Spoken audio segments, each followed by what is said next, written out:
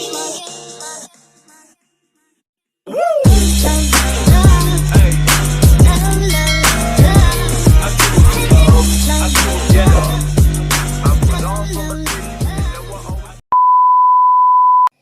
day guys, and for today's video, I'll be discussing about crisis plan, its problem, so what's its reason, why do plan fails.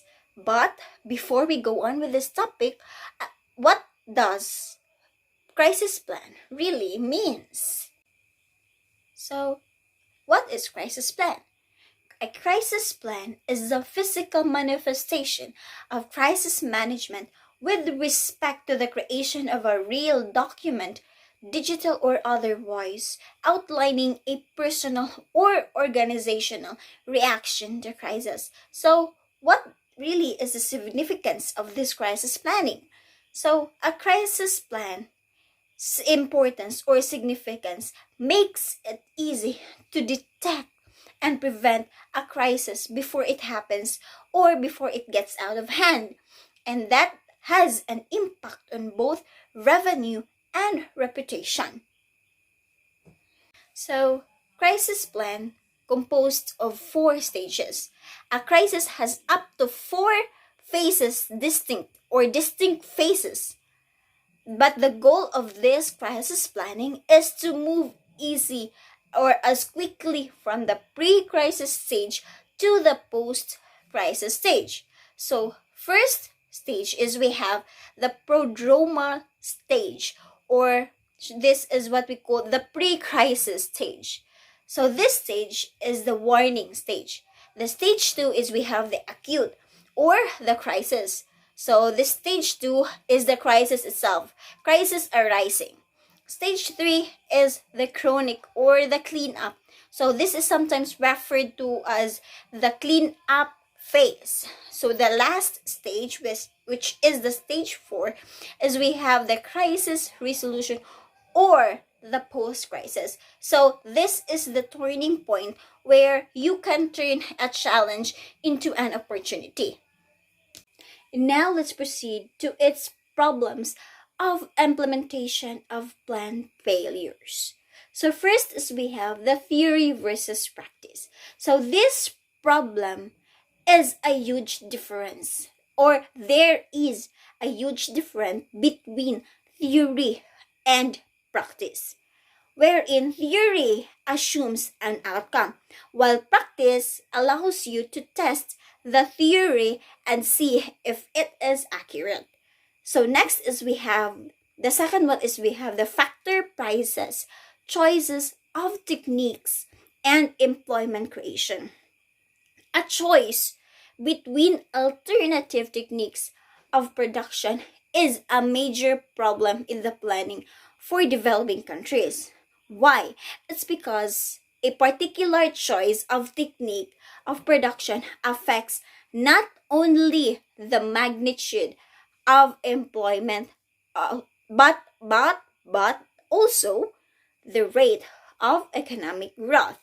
So third problem is we have the rural urban imbalance of migration.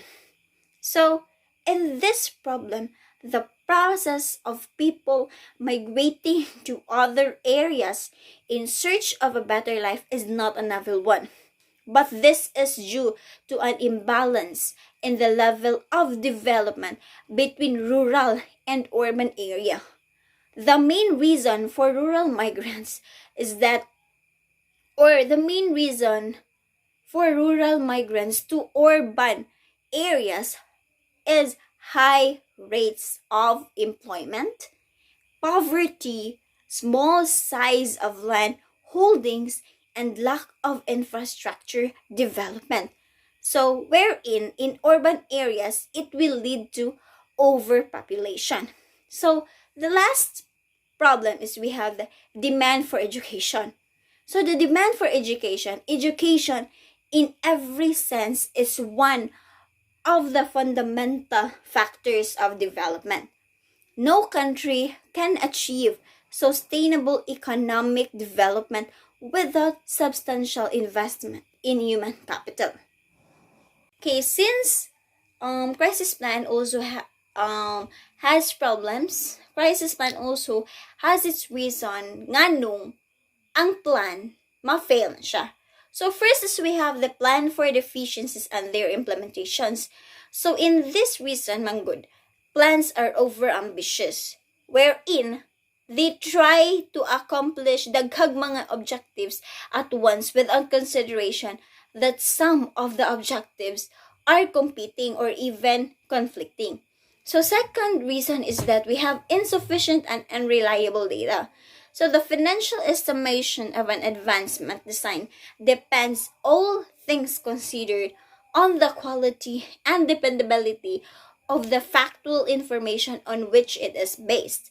So third reason is we have the unanticipated and internal and external disturbances. So in this reason, we have the global crisis. So this means a crisis that affects many countries at the same time. So usually, the ones that were greatly affected are those households, companies, markets, and businesses. So during a global financial crisis, the financial institutions loses also its faith in their businesses. So next is we have the lack of political will. The lack of political will is identified as the culprit for poorly performing anti-corruption programs. So political will confronts two interrelated challenges. So we have first is to determine what to observe that can provide a reliable basis for inferring the existence of political will.